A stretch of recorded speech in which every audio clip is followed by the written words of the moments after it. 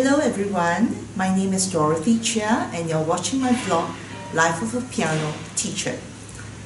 Today we're going to talk about the topic of getting students to read their music.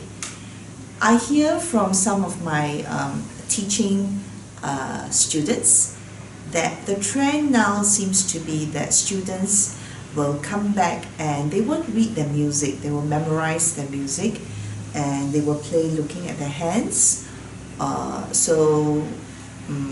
Some parents are quite proud of this because they feel that, oh, my kid memorizes the music. There's a danger of doing that, and I find that if right from the start, when the music is simple and they're not reading. Okay, let me show you an example. This is from one of the Lesson 1B book that is for beginners. So let's say if the student's piece is very short like this, okay, a one-page piece, and they don't read the music, then what happens when they are at the grade 8 level? And let me show you, this is a Bach piece, and you have a piece that is like that, okay? And are they able to also just keep playing without looking at the score after 1 week of practice? And actually what they're doing, is it really memorizing the piece?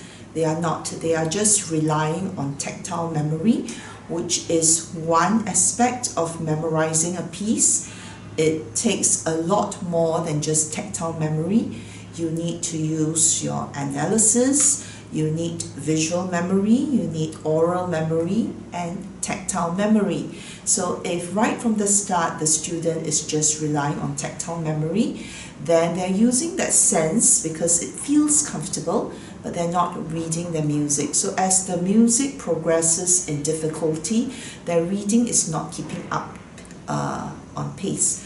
So how can teachers address this issue? I would always say nip the problem at the bud. Okay, when students come to me for piano lessons, they will not be just working on exam pieces. So we do know that if the student is preparing for whatever grade ABRSM exam, there are 3 exam pieces to prepare. Grade 1 up to grade 8, it's the same, 3 exam pieces. So all students, if they're preparing for exam, life does not just revolve around those 3 pieces. So I will usually give supplementary pieces. So for the small students, for the younger ones, I'll be giving them at least a lesson book and a recital book from whatever method books that I'm using with that particular student. So I could be picking from the Alfred course, Alfred Basic Library, Alfred Premier course, or Faber Piano Adventures. And for students that don't read, I even throw in a note speller book to get them to read the music. So for intermediate level students, that means students that are out of the tutor books, I will throw in supplementary pieces. So they will definitely be working on pieces, whether it's Baroque, classical, romantic. They will be doing supplementary pieces outside of the exam book. So I love to get anthologies, and that complements the pieces that they are working on. Playing duet is another wonderful thing to get students to read in a fun manner. So you can pair student and student back to back when they're having lessons, so that they can work on a piece and have partner lessons maybe for the last 10 minutes of the lesson. I also do sight reading at every lesson. Sight reading is a skill that is not just for exam. Sight reading is a skill that all pianists must have if you want to continue to play piano into your old age. Yeah. So I love this 2 series. This is Improve Your Sight Reading by Paul Harris. So I have all 8 books by him. And the other one that I like using is Join the Dots. And I like them is because they form some sort of sight reading curriculum that is tied to the grades and the level that the students are in. So sight reading is a skill that all students, all adults, all learners must have.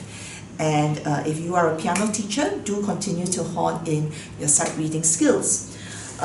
For beginners, another thing that I like to utilize are flashcards. So you can see that I have packets of flashcards. This particular one is the Hal Leonard music flashcards, and this is set A. They have set A, set B, set C. So far I love set A, and I do have set B and set C, and I use them with my students. I continually reinforce this on-the-spot, quick eye, ear, hand response to where the notes are on the piano. So do get into the habit of reading music, reading lots of music, read musics of all genres, not just your exam pieces. At the end of the day, I mean, if you think of yourself in your work, nobody asked you what you got for your PSLE anymore. Nobody asked you what grade you get in your degree anymore, right? Maybe at the start when you are applying for a job, yeah, that is important.